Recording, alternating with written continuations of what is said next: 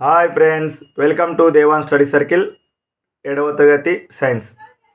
ఇదివరకే మనం 7 యూనిట్ల గురించి మీ ముందుకు లైన్ టు లైన్ తీసుకురావడం జరిగింది. ఇప్పుడు 8వ యూనిట్ గాలి, పవనాలు, తుఫానులు. గాలి కదలిక అనేక దశలలో ఉంటుంది. కదిలే గాలిని పవనం అంటారు.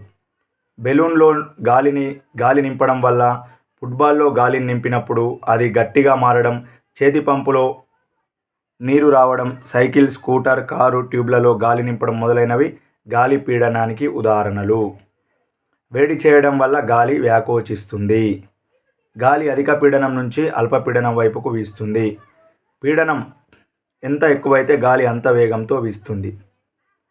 పీడన వ్యత్యాసాలు ప్రకృతిలో గాలులు ఏర్పడడానికి కారణమవుతాయి. గాలిని వేడి చేయడం వల్ల వ్యాకోచం చెంది ఎక్కువ ప్రదేశాన్ని ఆక్రమిస్తుంది. ఏదైనా ఒక వస్తువు ఎక్కువ ప్రదేశాన్ని ఆక్రమిస్తే దాని సాంద్రత తగ్గుతుంది, తేలికవుతుంది. అందుకనే పొగ, వేడిగాలి మొదలైనవి పైకి పోతుంటాయి. పగటి సమయంలో నేల మీద గాలులు వేడెక్కి తేలికై పైకి పోతాయి. భూమి మీద తక్కువ పీడనం ఏర్పడడం వల్ల సముద్రం మీద ఉన్న గాలులు భూమి మీదకు వస్తాయి. రాత్రి సమయంలో నేల నీటి కన్నా తొందరగా చల్లారుతుంది. అప్పుడు సముద్రం మీద గాలులు వేడిగా ఉండటం వల్ల అక్కడ పీడనం తగ్గుతుంది. అప్పుడు భూమి మీద నుంచి గాలులు సముద్రం మీదకు వీస్తాయి. భూమధ్య రేఖ దగ్గర సూర్యకిరణాలు నిటారుగా పడటం వల్ల ఆ ప్రాంతంలో గాలి వేడిగా ఉంటుంది.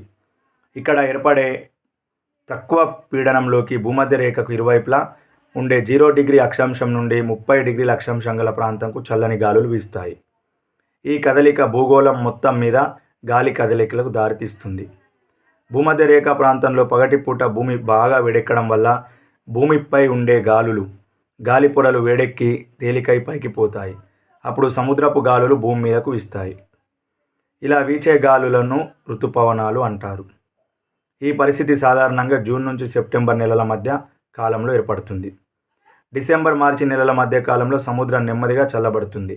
అప్పుడు భూమి మీద గాలులు సముద్రం మీదకు వీస్తాయి. సముద్రం నుంచి వీచే గాలులు వర్షాన్ని కురిపిస్తాయి. భూమి మీద వీచే పెనుగాలులని తుఫాన్లు అనవచ్చు. తుఫాన్లను హరికేన్లు, టైఫూన్లు, లైలా తుఫాన్ ఇలా అవి ఏర్పడే ప్రదేశాన్ని బట్టి అనేక రకాల పేర్లతో పిలుస్తారు. గాలి వేగం పెరిగినప్పుడు గాలి వేగంతో పాటుగా గాలి పీడనం తగ్గును. గాలి వేగం, గాలి వీచే దిశ, ఉష్ణోగ్రత, ఆర్ద్రత మొదలైనవన్నీ తుఫాన్లు ఏర్పడడానికి దారితీస్తాయి. మన దేశంలో సాధారణంగా మే, జూన్, అక్టోబర్, నవంబర్ నెలలలో తుఫాన్లు వస్తాయి. బంగాళాఖాతంలో ఎక్కువగా తుఫాన్లు ఏర్పడతాయి. తుఫాన్ల వల్ల కలిగే నష్టాలు. తుఫాన్ తీవ్రత, దాని పరిమాణం, అది ఏర్పడే ప్రదేశం మీద ఆధారపడి ఉంటుంది. తుఫాన్ హెచ్చరిక మన దేశ వాతావరణ శాఖ తెలియజేస్తుంది. IMD full form Indian meteorological department. గాలి వేగాన్ని కొలవడానికి అనీమోమీటర్ అనే పరికరంను ఉపయోగిస్తారు. ఓకే, 7వ తరగతి 8వ పాఠం కంప్లీట్ చేసుకోవడం జరిగింది లైన్ టు లైన్. మళ్ళీ మరొక వీడియోలో 9వ పాఠం తీసుకొస్తాను. అందరికీ బాయ్.